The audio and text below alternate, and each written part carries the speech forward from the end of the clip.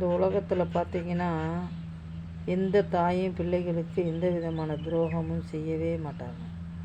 ஏன்னு கேட்டால் பிள்ளைங்களுக்காக தன்னுடைய சதையவே செருப்பாக தச்சு போட கூட தயாராக இருப்பாங்க தாய் தந்தையர்.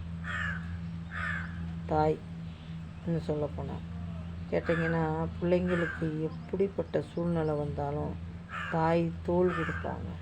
கேட்டிங்கன்னா பிள்ளைங்க அப்படி இல்லை. பிள்ளைங்க சின்ன சின்ன விஷயம்லாம் துரோகம் பண்ணும் தாய்க்கு. அதை நினச்சி தாய் ரொம்ப மனவேதனைப்படுவாங்க. அதனாலேயே தன் தாய் மேலே ஏறி வரவே முடியாது.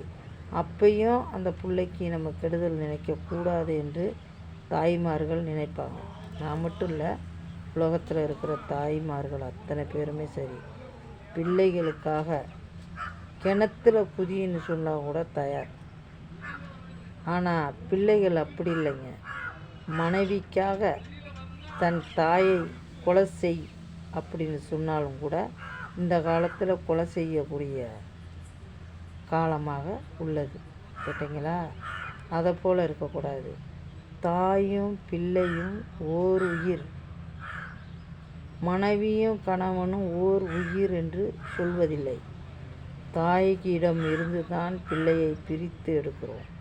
அதனால் தாயை கடவுளாக மதிக்கக்கூடிய பிள்ளைகள் மாத்திரம் இந்த உலகத்தில் மகானாக வாழ்வார்கள். ஜோசியம் சொல்லலைங்க, உண்மையான கருத்தை சொல்கிறேன். பிள்ளைகள் இதிலிருந்து புரிந்து கொண்டு நம்மளுடைய உயிர் எது தாயோட உயிர் நம்மளுடைய உயிர். அதனால் முதல் கொடுத்தவங்கள தான் மறக்காமல் இருக்கணுங்க.